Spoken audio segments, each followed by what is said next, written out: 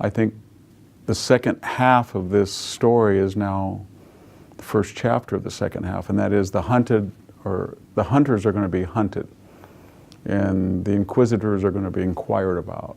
And I think we're going to be shocked at what happened.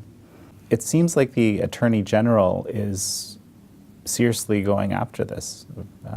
Yeah, I think the appointment of William Barr marked a watershed, because Jeff Sessions, the former Attorney General, should have never recused himself.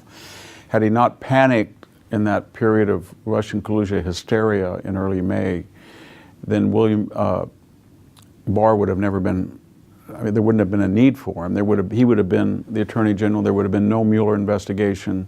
It would have been all over with. Once you turn Mueller loose, we've had this 22-month nightmare. Now we have a new Attorney General. And from what we can tell, he's a person of his age and prior experience, and he's not seeking a career. He's not on a career trajectory in the way that James Comey was or Andrew McCabe. So he doesn't care. In other words, he doesn't care what people say about him. Apparently, he doesn't care about whether people like what he says. When he comes before the Congress and you hear him testify, when people object and call him names, it makes no.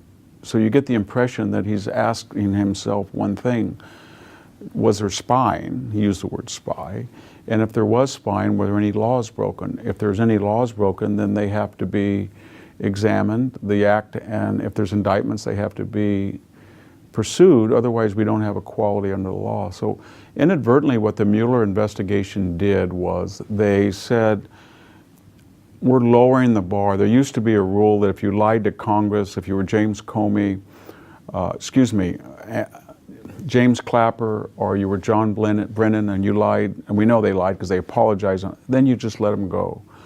But when Mike Flynn was indicted for lying, and most of these are process crimes, then Mueller inadvertently said lying to a federal investigator is a serious crime.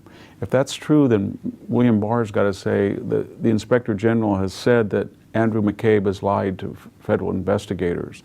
Somebody lied to a FISA court, either by commission or omission, by not telling him this was opposition research.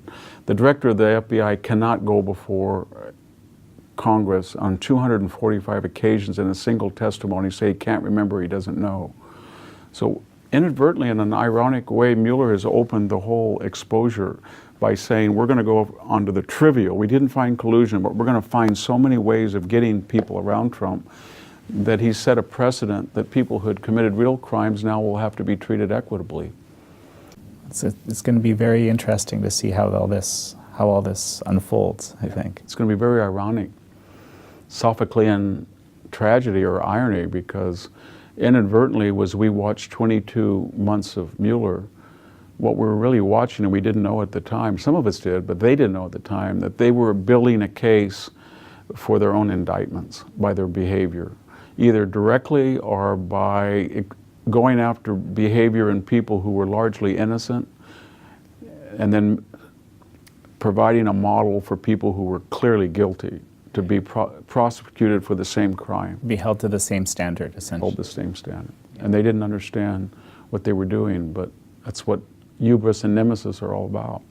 Am I the reason you get stoned every week now? Build up integrity, got you texting, emailing me, wanting me to feel with you. Baby, just face reality, move on. Sometimes it's hard to face reality.